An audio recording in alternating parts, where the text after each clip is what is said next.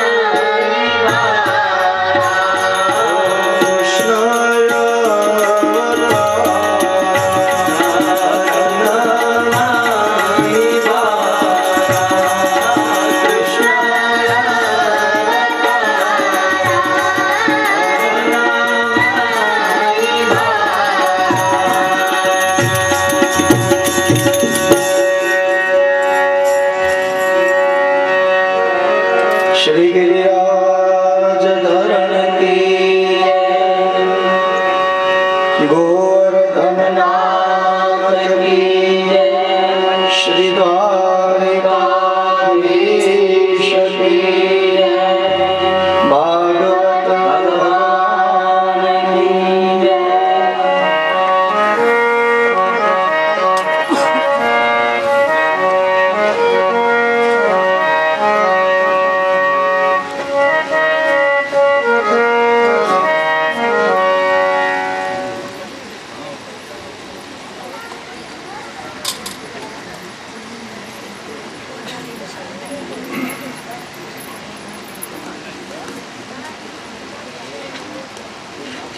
સૌનકાદિ ઋષિઓની આગળ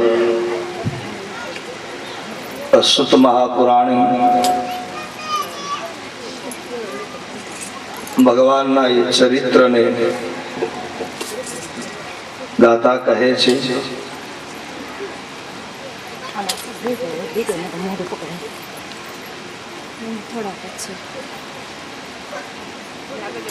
પરીક્ષિત મહારાજ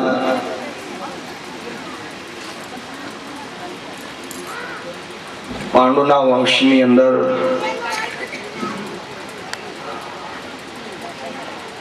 દીપ સમાન વંશને ઉજાગર કરનારા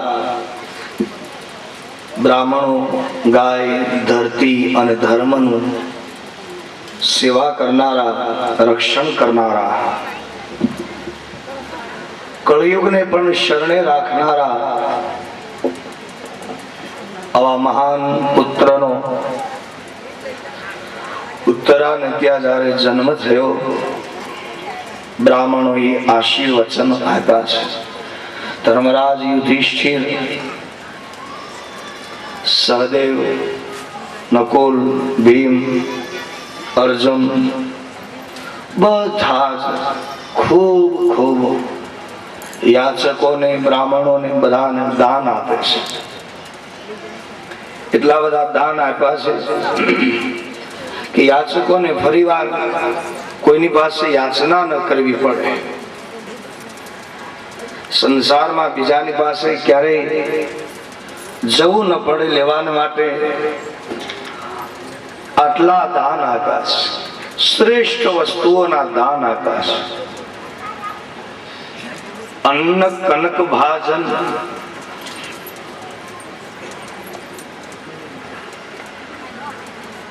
અન્ન કનક ભાજન ભરી જાન દાય જ દીનહન. આ વાત આવે છે શાસ્ત્રમાં પણ. સોનાના પાત્રમાં અન્નનું દાન અપાય છે, સુવર્ણનું દાન પણ અપાય છે. જ્યારે જ્યારે આ બધી વાત આવે છે શાસ્ત્રમાં કે દાનની વાત, ત્યારે દાન પણ અન્નનું અપાય છે અને પાછા સુવર્ણનું પણ દાન અપાય છે. જ્યારે અન્નનું દાન અપાય છે ત્યારે સુવર્ણના પાત્રમાં અન્નનું દાન અપાય છે. સોનાના દાન, આભૂષણો ના દાન અપાય સોનાના, પણ અન્નનું દાન જ્યારે અપાય છે ત્યારે અન્ન કનક ભાજન ભરી જાના. કનક યાને સોનાના પાત્રમાં અન્નનું દાન અપાય છે. એનો અર્થ એ થાય, શાસ્ત્ર એ કહેવા માંગે છે કે સોના કરતા અન્નની કિંમત વધારે છે. એટલા માટે કોઈ પણ વસ્તુ આપણે લઈએ છીએ કોઈ વસ્તુ ના ઉપરનો આકાર અને એની અંદર રહેલી વસ્તુની કિંમત છે. ઉપરનો એનું જે પેક છે એની કોઈ કિંમત નથી, છતાંય અંદર રહેલી ચીજ વસ્તુને સુરક્ષિત રાખવા માટે ઉપરનો આકાર કોઈ જે ચીજ વસ્તુ છે, તો એવી રીતે અન્ન જે છે એ સોનાના પાત્રમાં અપાય છે. કારણ કે સુવર્ણ એ કિંમતી છે, છતાં પણ અન્ન એનાથી વધારે કિંમતી. એટલા માટે ખૂબ બ્રાહ્મણોને, યાચકોને બધાને દાન આપે છે પાંડવો. કારણ કે આશીર્વાદ મળે છે, દાનથી આશીર્વાદ મળે છે. અને આશીર્વાદ જેવું કોઈ ઉત્તમ ચીજ નથી સંસારમાં. કમાણી કરવા જેવું હોય આ સંસારમાં તો એ આશીર્વાદ છે. આશીર્વાદની જેને કમાણી છે એ ગમે એટલું વાપરે છે એને વાંધો નથી આવતો. કારણ જેમ ધનવાન ઘણું વાપરે છતાં પણ ખૂટે નહીં, એમ જેના જીવનમાં આશીર્વાદની કમાણી હશે એને તો સાત પેઢી સુધી ચાલે છે. એવા આશીર્વાદ મહાન છે સંસારમાં. અને આશીર્વાદ કોઈ પણ વ્યક્તિ આપી શકે છે. કોઈ પણ ના આત્મામાંથી નીકળેલા આશીર્વાદ એ માણસને ધન્ય કરી દેશે.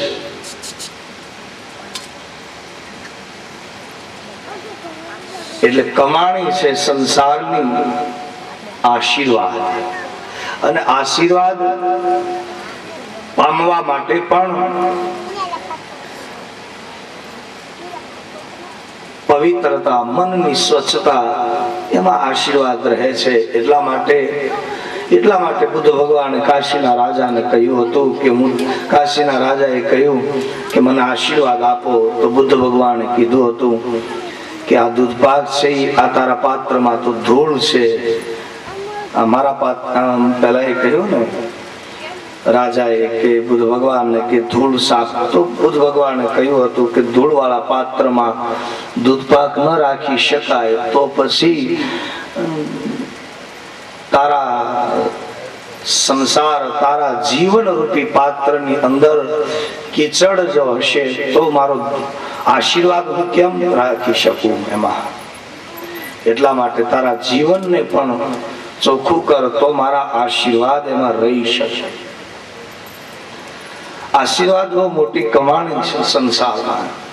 અને એ આશીર્વાદની કમાણીથી જ માણસ સુખ ની સાથે શાંતિ ભોગવી શકે છે. એટલા માટે આશીર્વાદ, સત્કર્મથી આશીર્વાદ પ્રાપ્ત. કોઈ પણ જગ્યાએ ખરા સમયે માણસ બીજાને ઉપયોગી થાય છે ત્યારે એને આશીર્વાદ મળે છે. ખૂબ દાન આપ્યા છે પાંડવોએ. બ્રાહ્મણોએ ભવિષ્ય કથન કર્યું છે પરીક્ષિત રાજાના.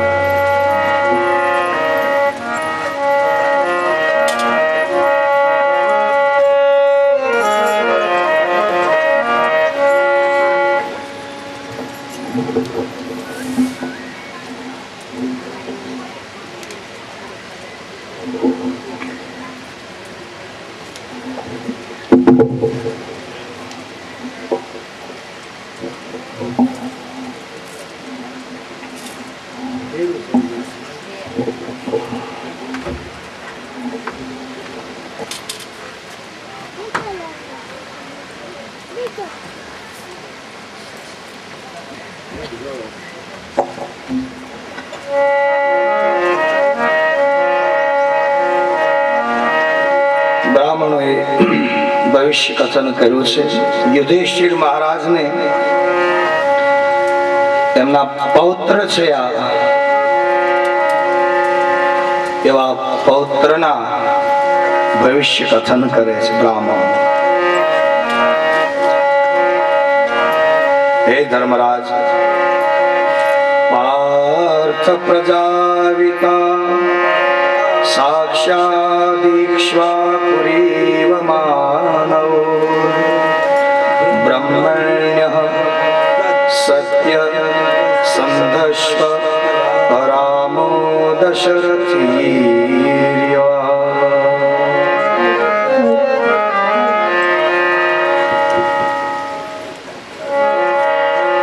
હે યુધિષ્ઠિર, આ તમારો બાળક પરીક્ષિત ના નામ સંસ્કાર થયા છે. પછી કહે છે ઉત્તરાના આ બાળક, અભિમન્યુના આ બાળક મોટા થઈને કેવા થશે? પાર્થ પ્રજાવિતા સાક્ષાત ઈશ્વાપુરીવ માનવ બ્રહ્મણ્યઃ સત્ય સંધશ્વ રામો દાશરથીર્યઃ. દશરથીર્યથા ઈશ્વાકોની અંદર જેમ ભગવાન શ્રી રામનો સંસારમાં જન્મ થયો અને રામે જેમ પ્રજાનું રક્ષણ કર્યું મન કર્મ અને વચનથી રામાવતારમાં, આ તમારો પરીક્ષિત બાળક એ પ્રજાના પાલનહારમાં રામ જેવો થશે, રામની જેમ પ્રજાના પાલનહાર થશે. પાર્થ પ્રજાવિતા સાક્ષાદીશ્વરીવ માનવ બ્રહ્મણ્ય સત્ય સંદશ રામો દશરથ એષ દાતા શરણ્યશ્રમ યથા શૌમીર શિબિ યશો વિનિતિતા સ્વાનામ ગોશાંતિ યજ્વાનામ. દાન આપવામાં શરણાગતનું રક્ષણ કરનારો થશે આ તમારો પુત્ર. બ્રાહ્મણો જોશ જોવે છે પરીક્ષિત રાજાના, બહુ દાન આપનારો થશે. આ બધા સદગુણો છે સંસારમાં. સદગુણ આનું નામ છે. દાતારી હોય, શૂરવીરતા હોય, સત્ય હોય, નિષ્ઠાવાન હોય, ગાય બ્રાહ્મણ ધરતીના પાલન, આ બધા જ ગુણ છે રાજાઓના, માનવી માત્રના. આવું ન હોય તો માનવી સંસારની, આ તો કોઈ ઉત્તમ માણસો, ઉત્તમ મહાપુરુષો હોય એનામાં બધાય ગુણ હોય, ત્યારે આપણા જેવા સામાન્ય જીવને માટે એકાદ ગુણ હોય તોય ભવસાગર પાર તરી જાય કળયુગની અંદર. એવા એનું તેજ હોય છે માણસમાં.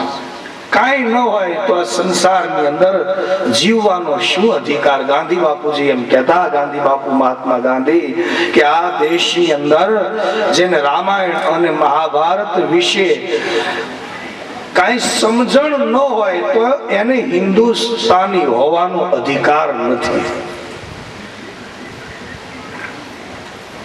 ઘણા પૂછે, ઘણી વાર કે આપણને પૂછે છે રામ ને કેટલા ભાઈ હતા? લે અરે ભગવાન, આટલી ન ખબર હોય અને આ હિન્દુસ્તાની હોવાનો અધિકાર નહીં. અમુક ઉંમર હોય, નાના હોય, ઉંમર હોય અને હજી નાના હોય, એ ખ્યાલ ન હોય તો એ વાત જુદી છે. પણ ઢગા થાય, ઢગા જેને આપણે કહીએ, છતાંય કૃષ્ણ વિશે, ભાગવત વિશે ન જાણે, રામ વિશે ને કૃષ્ણ વિશે ન જાણે, એને હિન્દુસ્તાની હોવાનો અધિકાર નથી.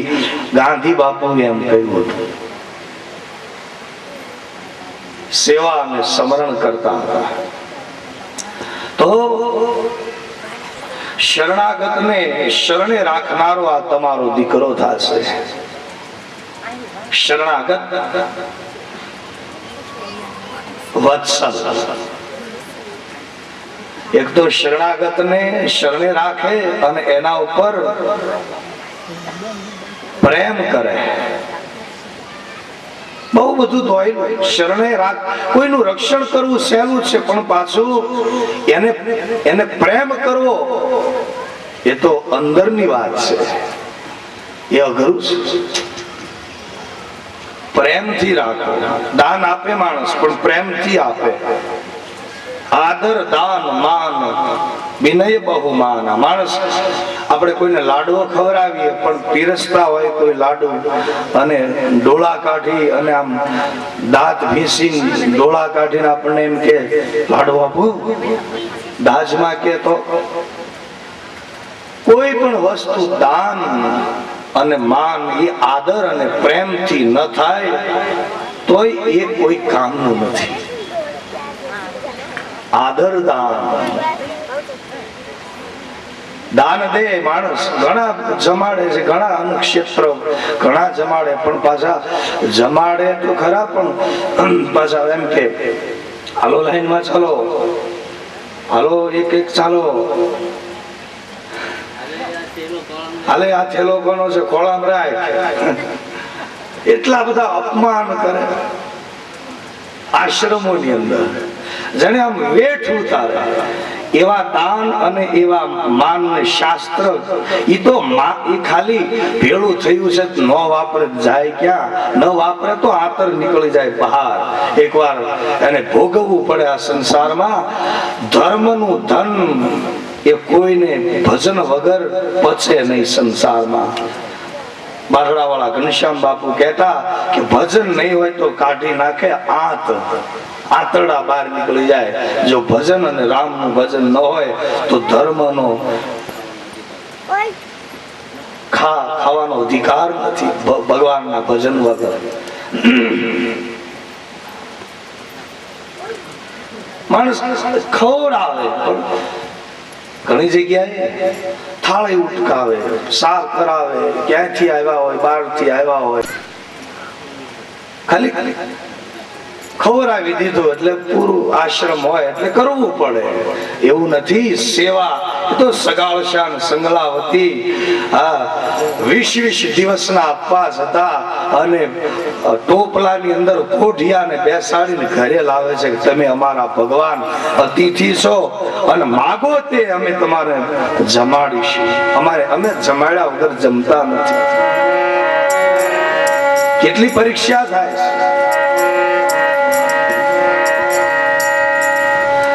કેટલાય ભાતના ભોજન જમાડીને થાળ જ્યાં પીરસે છે ત્યાં ભગવાન એની પરીક્ષા કરે છે કે હું નથી જમતો,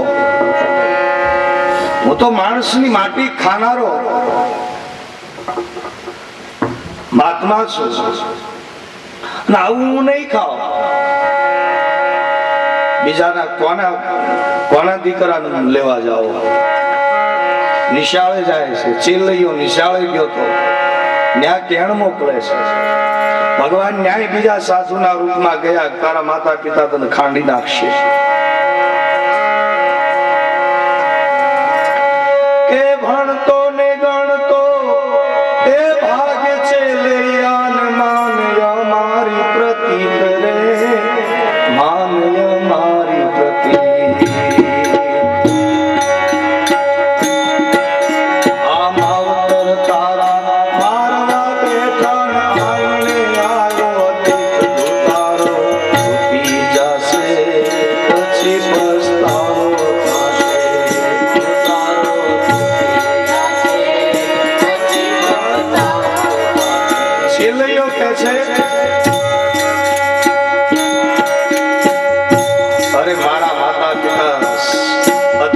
જમાડવા તૈયાર થયા હોય એમાં મારો દેહ કામ આવી જતો હોય તો મરવું તો છે જ એકવાર. આટલો નાનો બાળક આવું બોલે છે કારણ કે માતા પિતા જેના સગાળશાન સંગલાવતી તો એનો દીકરો છે. એને જવાબ આપ્યો કે મારી ગિરનારની ભૂમિ, એક બાજુ જુનાગઢ ગિરનાર અને બાજુમાં જ બિલખા ગામ.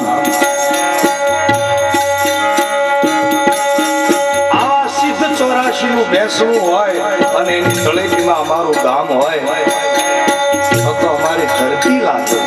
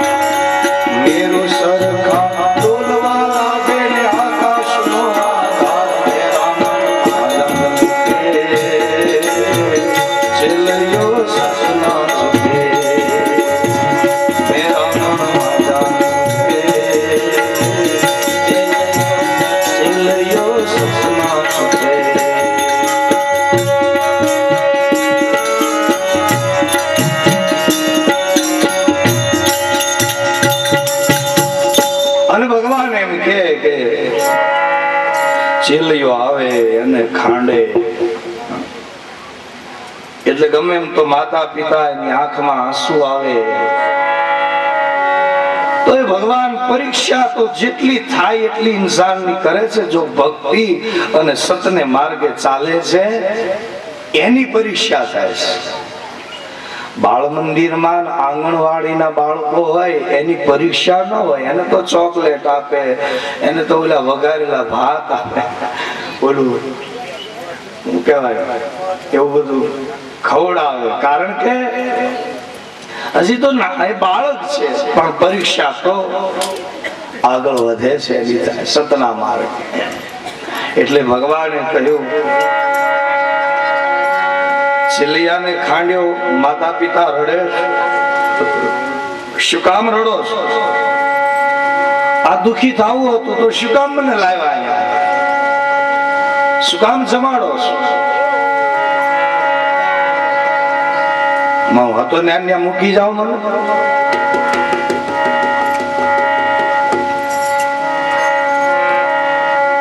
પણ ટેકેલા ટેક નહીં મૂકે રે મળદ ખરા ઈ જગમાં.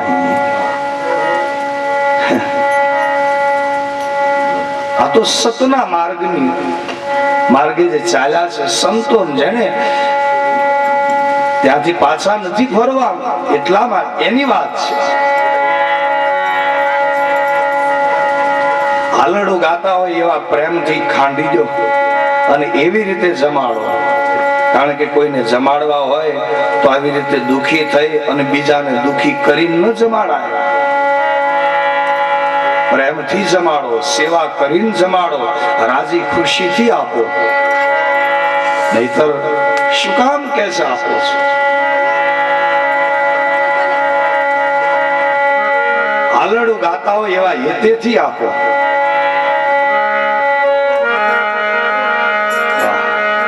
અને એ માએ હાલડું ગાયું આખું જગત જાણે છે.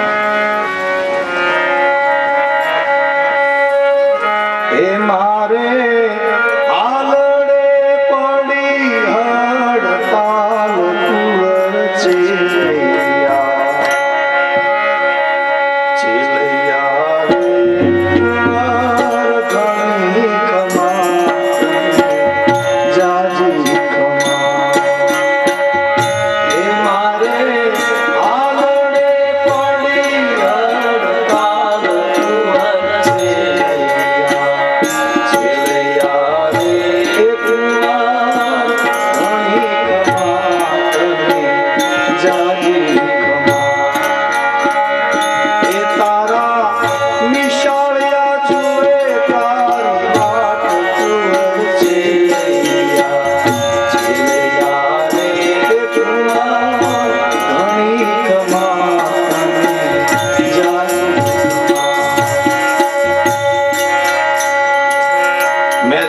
ચેલિયાને પરણાવશું, જાડે જોડશું જાન.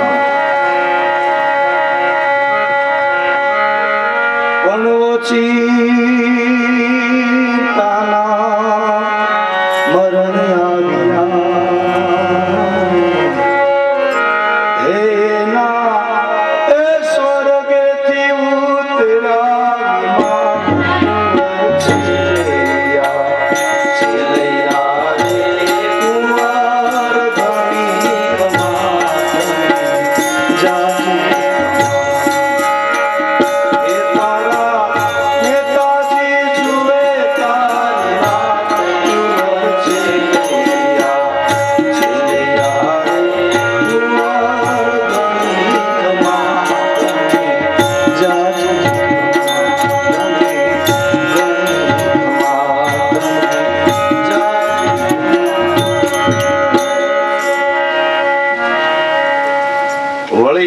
ચેલિયાને રાંધી નાખ્યો.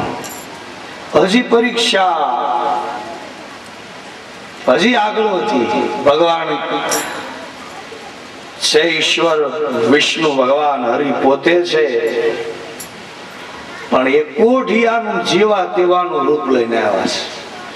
હારાને તો સૌ જમાડે, જેવા તેવાનું જ રૂપ લઈને ભગવાન આવે છે.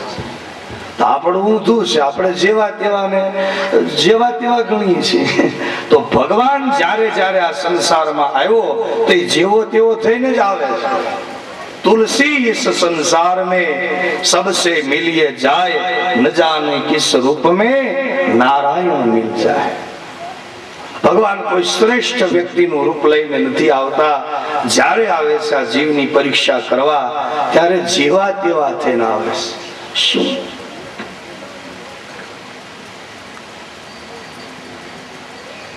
અને આપણી દ્રષ્ટિ હંમેશા જેવા તેવા માનીએ છે. સામાન્ય ને સામાન્ય માનીએ. ભગવાન એના જ રૂપમાં આવે સંસારમાં. કોઢિયાના રૂપમાં આવે, રોગિયાના રૂપમાં આવે, સાવ કંગાળના રૂપમાં આવે, કૂતરાના રૂપમાં આવે.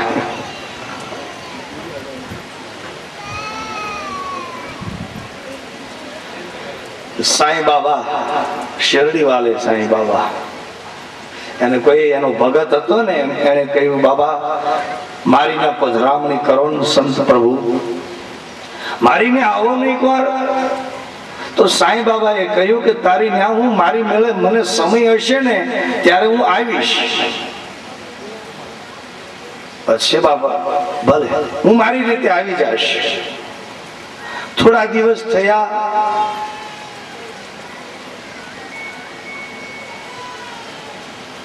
આમ જમવા બેસે છે ત્યાં કૂતરું આવ્યું. હવે કૂતરું આવ્યું ત્યાં લાકડી લઈને પાછળ દોડ્યું. બાપાની રાહ જોઈ, ન આવ્યા બાપા. બીજે દિવસે પાછો જમવા બેઠો, મીંદડું આવ્યું. વળી પાછો હાણસીનો ઘા કર્યો, ભાગ્યો. રોજ રાહ જોવે સાંઈ બાબાની, આવતા નથી. હે બાબા ક્યારે આવશો? तारीफ तेरी निकली है दिल से, आई है लब पे बन के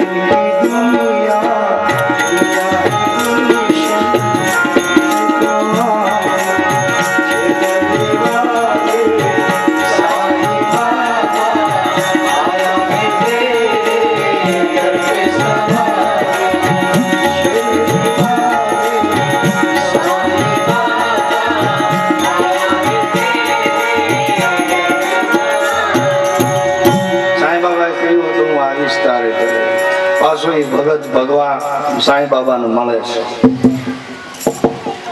બાબા આ 7 દિવસ થયા, તમે કહ્યું હતું હું આવીશ પણ આવ્યા નહીં. ત્યારે સાંઈ બાબા કહે છે એક દી આવ્યો તે મને ધોકો માર્યો લુગડા ધોવાનો. એક દિવસ આવ્યો તો હાંસીનો ઘા કર્યો. ભગવાન કયા રૂપમાં? સાંઈ બાબા કે એક દી કૂતરાના રૂપમાં, એક દી બિલાડીના રૂપમાં, ન જાને કિસ રૂપ में નારાયણ મિલ જાય. આપણે વાત કરી ઓલા માગવા બધા આવે તો એને કાઢી મૂકીએ, ભાગો ભાગો. અરે ભગવાન કે છે ઈ જ રૂપમાં આવે છે. ઈશ્વર છે ને માટે આપણે, પણ ભગવાન તો કે છે ન્યાજ છે એવા રૂપમાં. એટલે અહીંયા પરીક્ષા થાય છે. સામાન્ય રોગિયાના રૂપમાં આવ્યા ભગવાન. સગાવશાન સંગળાવતીની કેટલી પરીક્ષા કરે છે. તમારે ત્યાં દીકરો છે, કઈ સંતાન છે કે બાબા? હવે આ એક દીકરો હતો એ ખાંડીને તમને આપી દીધો, તો કે તમારી ઘરે સંતાન ન હોય તો એનું હું નથી ખાતો. દીકરો આપી દીધો, હવે ભગવાન હવે એમ કે છે તમારી ઘરે કઈ સંતાન ન હોય તો એના ઘરનું હું નહીં ખાવ. પરીક્ષા વધે જાય.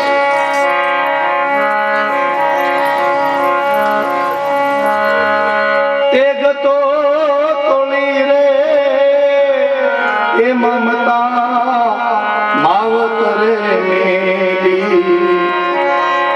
નથી મફતમાં મળતા, એના મૂળ ચૂકવવા પડતા. સંતને સંતપણા અહીંયા નથી મફતમાં મળતા.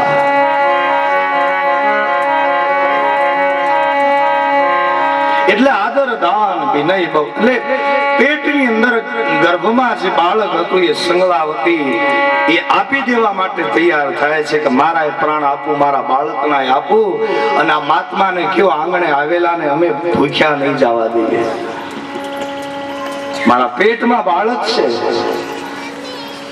વાંચ શરીર નથી મારું, પેટમાં બાળક છે એમ કહી એમ જાય એક ગર્ભસ્થ બાળકને પણ આપવા છેલ્લિયાની માએ તૈયારી કરી. ત્યાં તવ નારાયણમ દેવમ શુક્લવર્ણમ ચતુર્ભુજમ શંખ ચક્ર ગદા પદ્માલા વિભૂષિતમ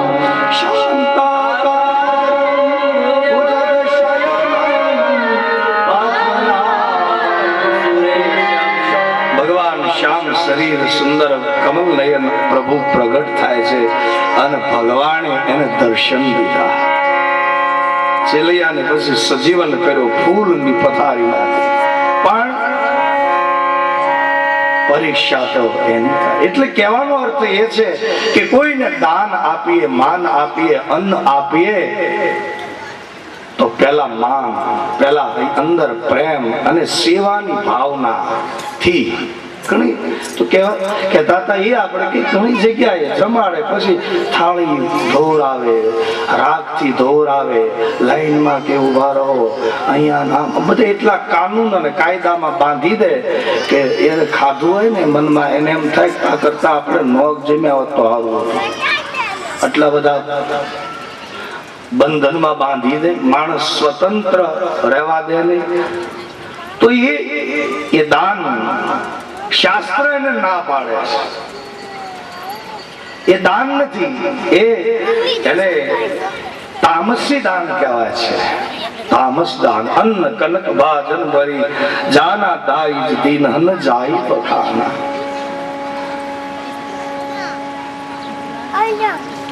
પરીક્ષિત મહારાજને એ બ્રાહ્મણો જોશ જુએ છે ત્યારે કહે છે કે આ તમારો બાળક દાન આપનારો થશે, પણ એની સાથે પ્રજાનો પાલનહાર, દાન માન અને પ્રજાને પ્રેમ કરનારો થશે.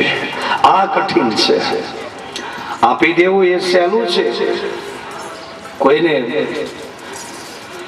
ખવડાવી દેવું સહેલું છે, પણ એને માન આપીને અંદર પ્રેમ ભાવ રાખીને આ કરવું એ જરૂરી છે. ત્યારે ઈશ્વર રાજી થાય છે, એ જરૂરી છે. એટલા માટે કેવો થશે આ બાળક? બ્રાહ્મણો કહે છે જોશ જોશ. જ્યોતિષ શાસ્ત્ર સાચું છે. રામાયણમાં જોશ જોવાની વાત આવે, મહાભારતમાં, ભાગવતમાં, શાસ્ત્રમાં બ્રાહ્મણો આવે, કોઈ રાજાના જન્મ થાય રાજકુમારોના તો ગર્ગાચાર્ય આવે, કૃષ્ણના જોશ જોવે, બલરામના જોશ જોવે, પરીક્ષિતના જોશ જોવે. જ્યોતિષ શાસ્ત્ર સાચું છે, પણ જોનાર અભ્યાસી હોય તો. નકર કવિ કાગ બાપુનું એક ભજન છે, એમાં એક કડી બહુ સરસ કે જોશીડો સવનાય જોશ જોવે ને ધન ના યોગ બતાવે.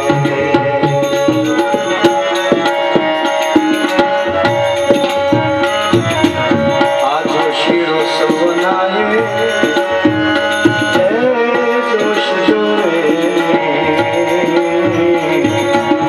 ધન ના યોગ બતાવે.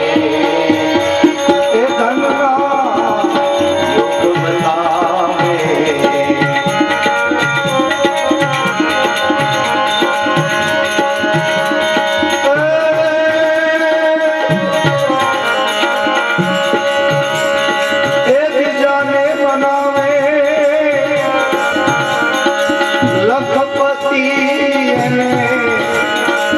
દુકડો હાથનો આવે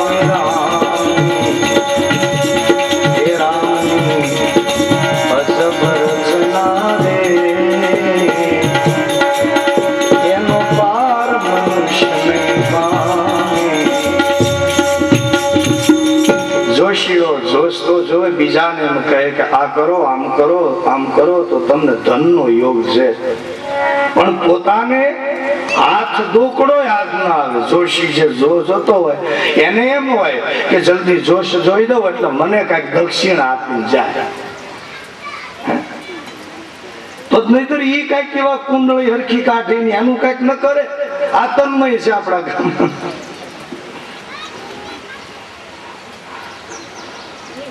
તન્મય તો જોશીઓ સૌના જોશ જોવે ધનના યોગ બતાવે. એ રામની અજબ રચના એનો પાર મનુષ્ય નહીં પામે. બીજી કડી સારી એ ભૂવો ધૂણી ધૂણી માંગો પડે ત્યારે પાછો બીજા ભુવાને બોલાવે.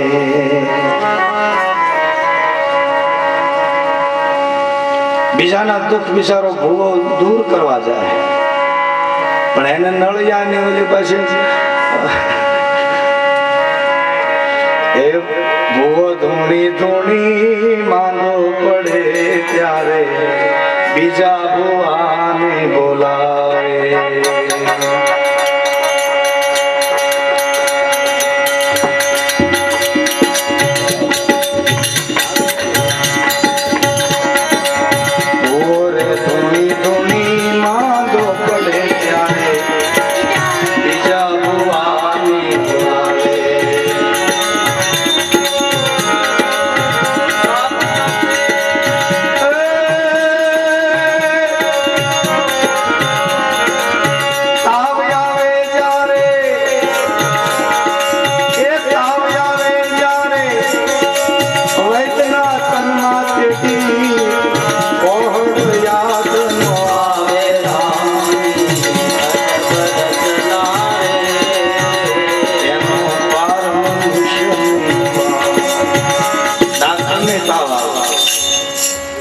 હમણાં ગાંધીને નતો કઈક બીમાર પડી ગયા, તેથી એને પોત નકરી આખા ગામની દવા કરે, પણ પોતાને તકલીફ થાય ત્યારે એ પાછા જલ્દી વિચાર કરે કે જલ્દી ડોક્ટરને બોલાવો. નહીતર એ ડાક્ટર જ હોય પણ તેથી એનો નિર્ણય એને ન કામ આવે, તેથી પાછો એ બીજા ડાક્ટરને બોલાવે. આ રામની અજબ રચના એનો કોઈ પાર મનુષ્ય નહીં પામે. આવી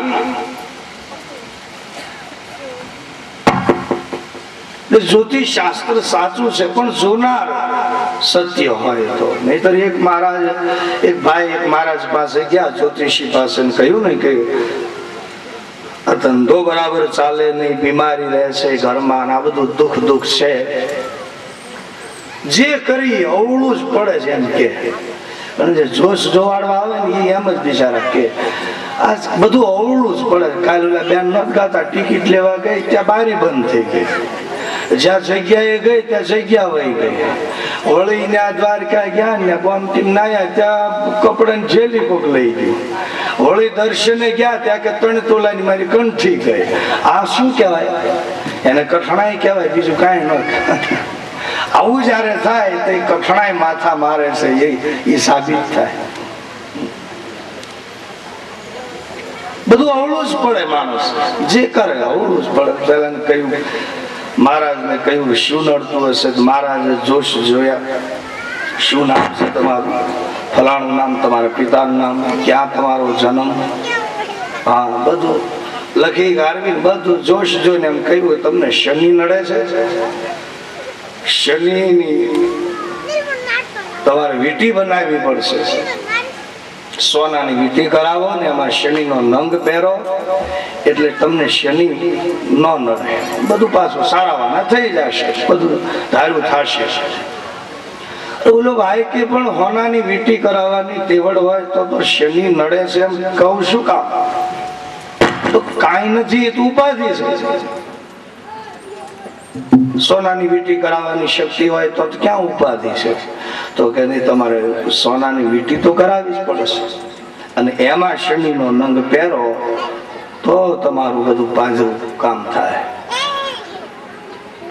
માંડ માંડ ઉધાર એને વીંટી કરાવી, પછી શનિનો નંગ ફિટ કરાવ્યો, વિધિ કરી, પછી મહારાજે એને વિધિ કરી વીંટી આપી. પછી પેલા ભાઈને કહ્યું એકાદ મહિનો પહેરજો, અને પહેર્યા પછી તમારા જીવનમાં શું ફેર પડે છે એ પાછા મને કહેજો. વીંટી આપી, પેલા એ પહેરી. 1 મહિના પછી પાછો જ્યોતિષી મહારાજ મળ્યા. જ્યોતિષી મહારાજે પૂછ્યું કે વીંટી પહેર્યા પછી કઈ ફેર પડ્યો તમારા જીવનમાં? કે ઘણો ફેર પડ્યો. કેટલો ફેર પડ્યો? તો કે પેલા તો બજારમાં થઈને હાલતો, હવે ગામની પાછળ થઈને હાલું છું. એટલો ફેર તો પડી ગયો.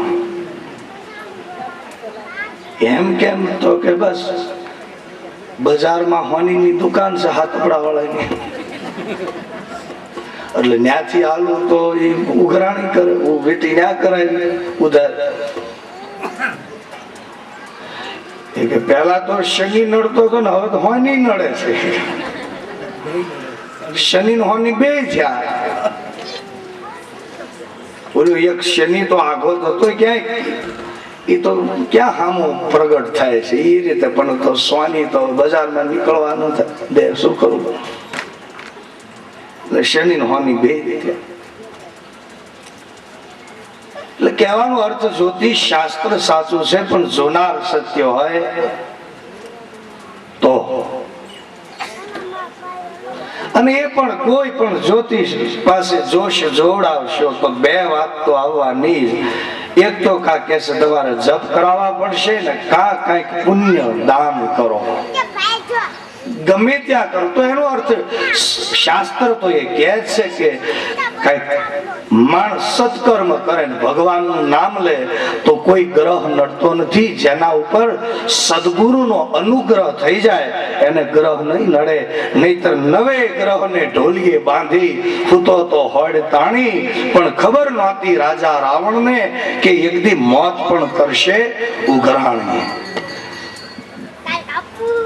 રાવણ હતો તો એનું તાણું આવ્યું તો મોતે આવીને ઉઘરાણી કરી. કર્મનો હિસાબ એને પણ ચૂકવવો પડ્યો.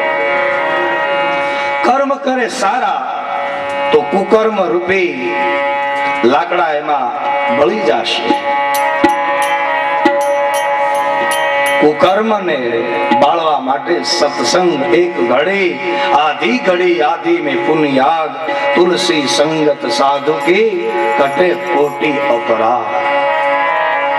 એટલે કહ્યું સંતવાણીમાં પણ એ અવસર પાછો નહીં મળે, માથે ત્રિવિધિ ના તાપ મળે.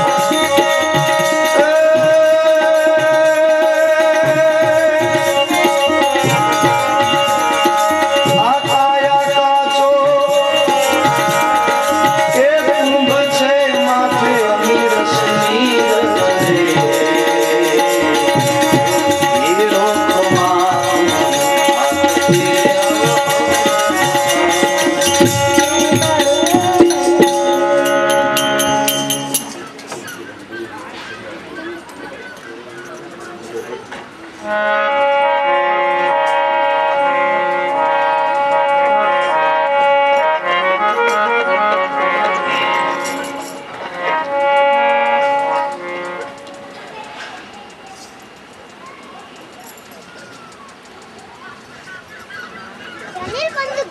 કાં તો માણસ સત્કર્મ કરે છે ને કાં તો ભગવાનનું નામ લે છે.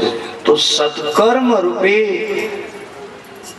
એ પ્રજ્વલિત અગ્નિની અંદર કુકર્મ બળીને ખલાસ થઈ જાય. એ ઘડી આધી में पुनियाद तुलसी संगत साधु की कटे कोटि अपराध. એટલે અવસર નહીં પાછો મળે. આ તો ત્રિવિધના તાપ મળે છે. ઓલો એક માણસ હતો ને, તો રાજાના ખજાનો હતો. રાજા કઈક રાજી થયા એના ઉપર, તો કહ્યું મારા ખજાનામાંથી તારે જે જોતું હોય તે લઈ જા. 10 મિનિટનો એને ટાઈમ આપ્યો. આખો કોથળો લઈને ગયો. એને એમ થયું પૈસા જ ભરી લો. તો 100 ની નોટ ભરી, તો પછી એમ થયું કે 100 ની ભરી એની કરતા 500 ની નો ભરી લો. વળી પાછો એ કોથળો બધું ખાલી કરીને પાછો 500 ની નોટ નો ભર્યો. 2 મિનિટ થઈ ગઈ. વળી એમ થયું કે 1000 ની નોટો બધી લઈ લો. વળી પાછો એ 500 ની ખાલી કરીને 1000 ની ભરી. વળી 5 મિનિટ થઈ ગઈ. 10 મિનિટ નો સમય આપ્યો તો રાજાએ. ધન ભંડાર એની આગળ બધા ખુલ્લા મૂકી દીધા. જે જોઈ મોજમાં આવી ગયા રાજા. વળી પાછું જોયું કે ઘડિયામાં કે 5 મિનિટ હજી બાકી છે. આ હીરા માણેક કેટલા કિંમતી કહેવાય, સોના ચાંદી ન લઈ લો. સોનું ભર્યું આખો કોથળો. 7 મિનિટ થઈ ગઈ. વળી પાછો વિચાર થયો હજી 3 મિનિટ તો બાકી છે. હીરા માણેક આ બધું કિંમતી છે, એ બધું લઈને આ ભરવાની ગયો. ત્યાં થયું એવું કે હીરા માણેક તો ભર્યા હતા, તો એને ખબર નહીં ને 10 મિનિટ પૂરી થઈ અને જોયું ત્યાં તો કોથળો તો ફાટી ગયો હતો. અને હીરા માણેક ઢોળાઈ ગયા. ખાલી કોથળો ને એ ફાટલો કોથળો 10 મિનિટ પૂરી થઈ ગઈ ને પાછો આવ્યો.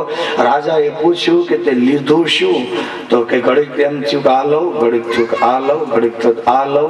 એમ કરતા કરતા 10 મિનિટ પૂરી થઈ ગઈ અને લેવાનું કાંઈ નહીં ને કોથળો ફાડી નાખ્યો. એમાં કાયા રૂપી કોથળો આ શરીર માનવ દેહ આપ્યો ભગવાને. અને અહીંયા સંસારમાં આપણને મોકલ્યા કે રામ નામ, કૃષ્ણ નામ, સત્સંગના મોતીના આ જીવન ભરી લો. વીજળીને ચમકારે મોતી પરો પાનબાઈ અચાન. પણ આપણને એમ થાય ઘડીક પ્રતિષ્ઠાનો કોથળો ભરી લો, ઘડીક થાય તો રૂપિયાનો ભરી લો, ઘડીક થાય તો માન મોટાઈ લઈ લો, ઘડીક થાય તો પરિવારને કામ કરી નાખું, મકાન કરી નાખું, બીજો ધંધો, બીજી દુકાનો કરું. એમ કરવામાં જ કોથળા ફાટી અને પછી ભગવાન પૂછશે આ જીવને, કલાપી કરી કે છે. ઈશ્વર પૂછશે કે આ શરીર આપ્યું, માનવ દેહ આપ્યો, શું કર્યું તે? પરમેશ્વર તો પહેલું પૂછશે કે કોઈનું સુખ દુઃખ પૂછું તું? દર્દ ભરેલી આ દુનિયામાં કોઈનું આંસુ લૂછું તું? ભગવાન પૂછશે. દર્દ ભરેલી આ દુનિયામાં એ કોઈનું આંસુ લૂછું તું?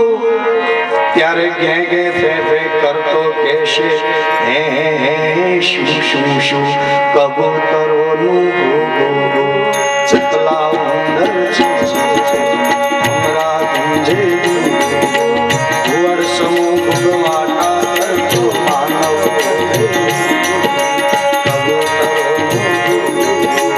ચકલા ઉંદર ઉંજનવાસી કકડાવારી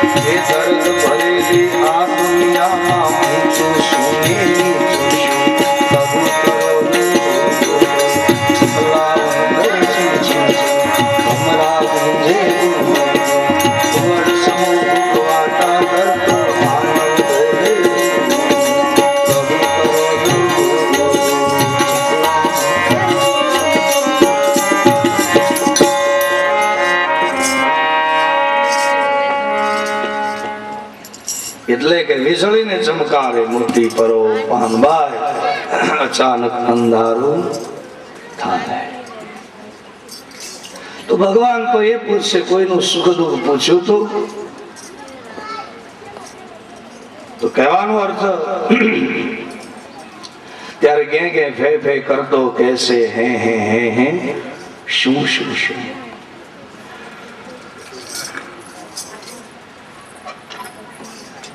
તો ત્રિવિધના તાપ બળે હીરો ખોમાતું હાથથી અવસર પાછો નહીં મળે. કોઈ પણ વ્યક્તિ ના આશીર્વાદ માણસનું કલ્યાણ કરે છે. કહેવાનો અર્થ અનુગ્રહ થાય. નવે ગ્રહને ઢોલીએ બાંધી સૂતો તો સોડ તાણી, ખબર નથી રાજા રાવણને કે મૃત્યુ કરશે ઉઘરા. બધા ગ્રહ માણસ ગણાય, ગ્રહની વીટીઓ ઘણી પહેરે, પણ સંતનો અનુગ્રહ ન હોય, ભગવાનનો અનુગ્રહ ન હોય, હરિ નામનો અનુગ્રહ ન હોય તો ગ્રહ શું કરશે? ગ્રહ પણ જેને પૂછી પૂછીને પગલા ભરે એ ઈશ્વરનું નામ છે. એ નામ છે રામ અને કૃષ્ણનું. એટલે ગોપીઓએ એ રાખ્યું હતું કે ગૃહે ગૃહે ગોપવધુ કદંબા સર્વે મિલિત્વા સમવાક્ય યોગમ પુણ્યાનિ નામાનિ પઠ્યંતિ નિત્યમ ગોવિંદ દામોદર માધવ નું નામ એ જપે છે. ગિરિરાજ ધરણ કી શ્રી દ્વારિકાધીશ કી.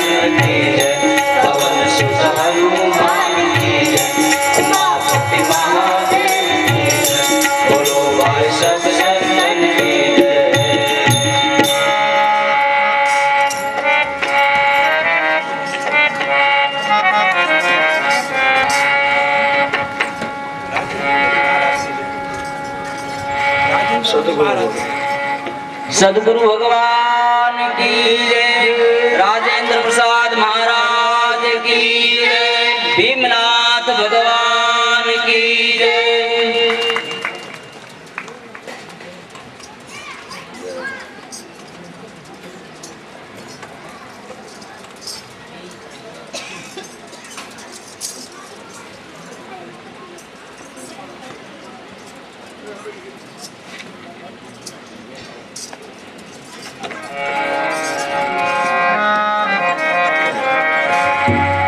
શ્રી દ્વારિકાધીશ કી જય, ગોવર્ધનનાથની જય, સદગુરુ મહારાજ કી જય, શ્રી ભાગવત ભગવાન કી જય.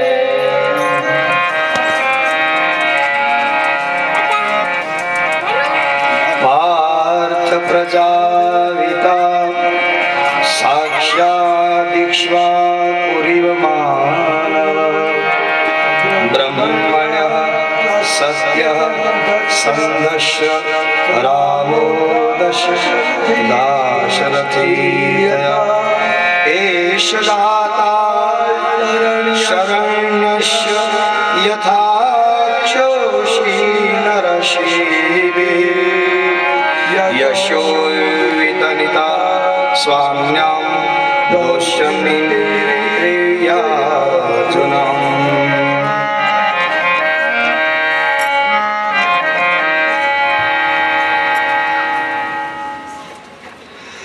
મહારાજ પરીક્ષિત ના જન્મના સમયે બ્રાહ્મણોએ સુંદર સ્વસ્તિકરણના મંત્રોના ઉચ્ચારણ અને એના જોશ જોયા છે.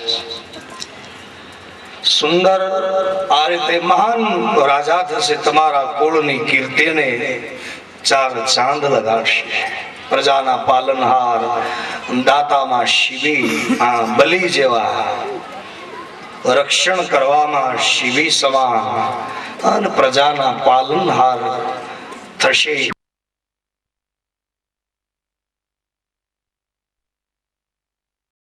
મુગટ નથી પહેરતા, પણ તોય અભિમાન તો આપણને પણ મુગટનું છે. કારણ કે મુગટ એટલે એક માન, તાજ, સત્તા અને બુદ્ધિ, આ બધું માથામાં છે.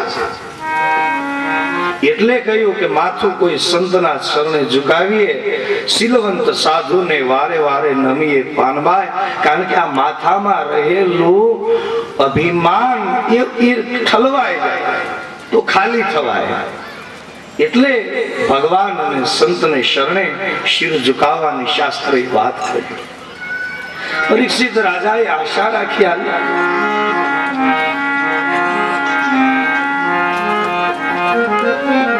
હે ઋષિ, પણ ઋષિ ધ્યાનમાં છે.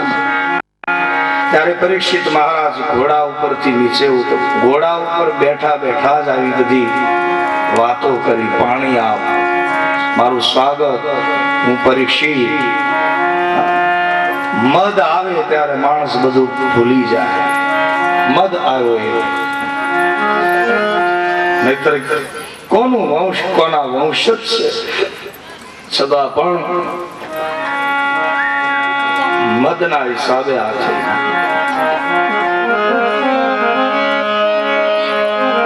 એ પરીક્ષિત રાજાને અજ્ઞાન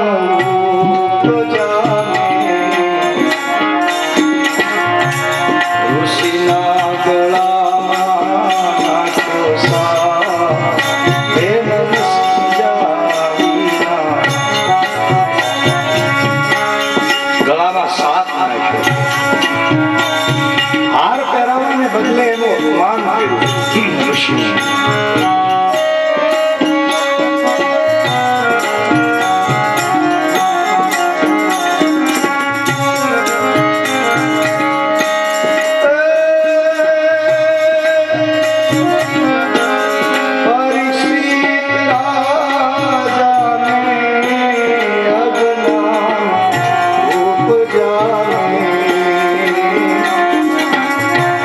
ઋષિના એ ગળામાં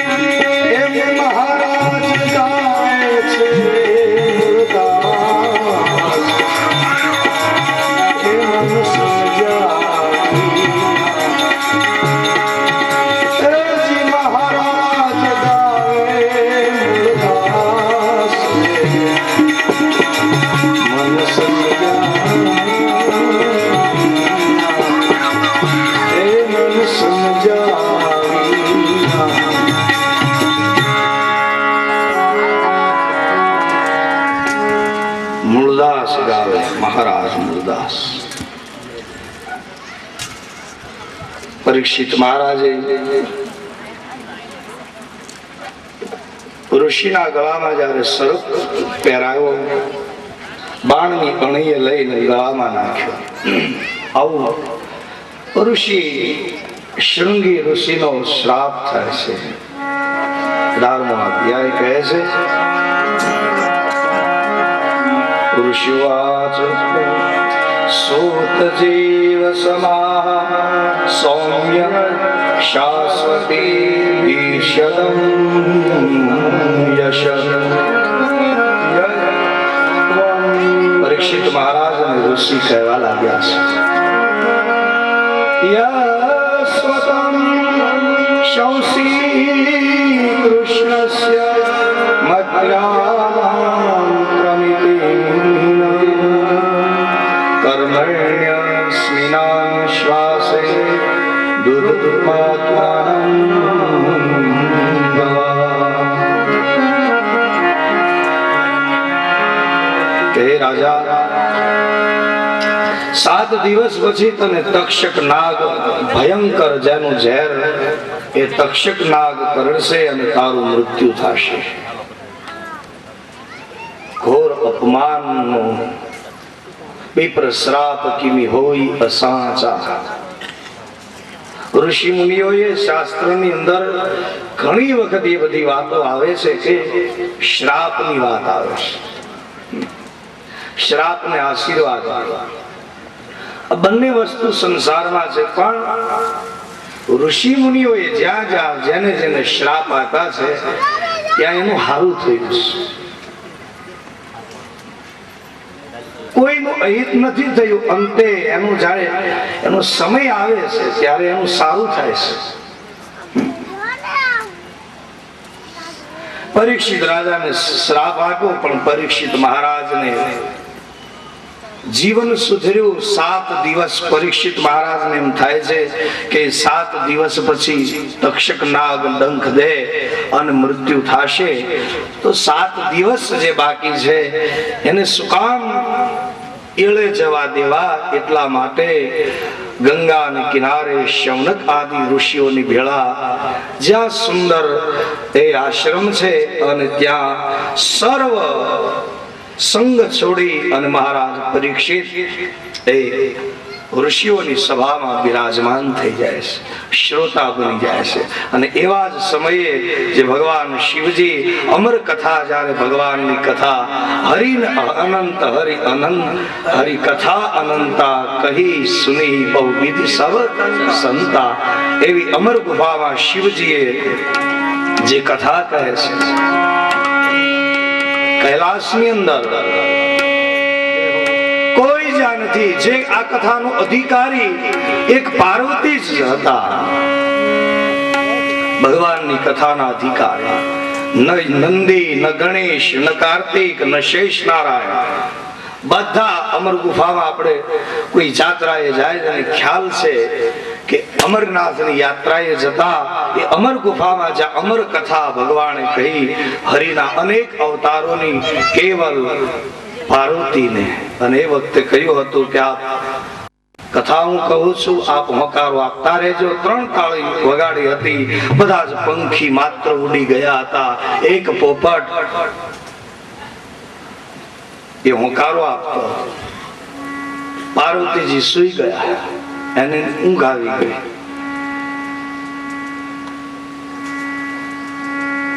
એમાં શિવજીને ખ્યાલ આવ્યો કે કોઈ બીજો જીવાત્મા આ કથાનું શ્રવણ, કારણ કે આ તો અમૃત છે.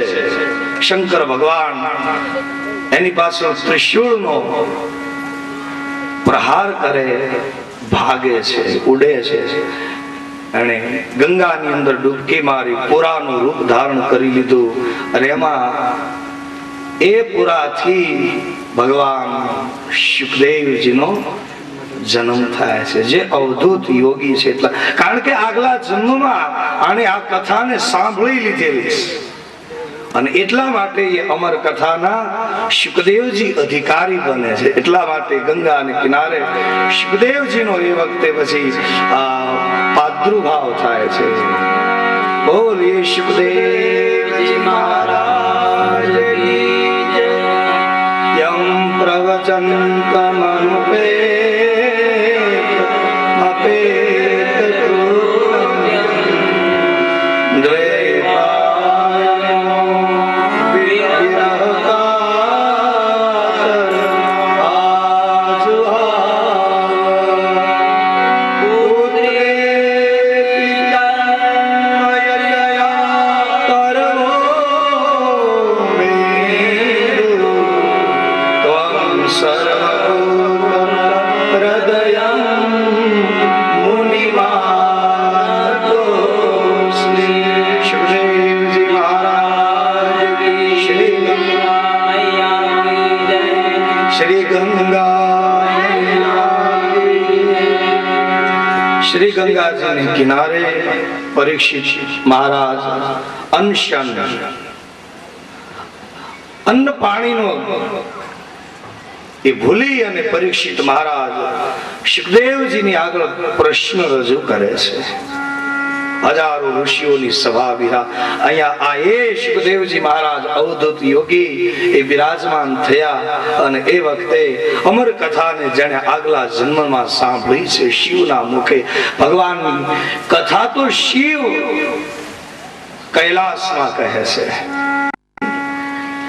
અને એણે પાર્વતીને પહેલા આ જગતમાં શ્રોતા બનાવી અને એમણે આ કથા કીધેલી છે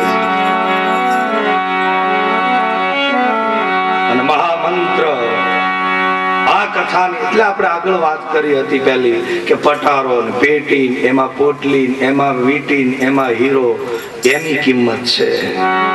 એવી રીતે શિવજીએ બધી જ કથા કહી અને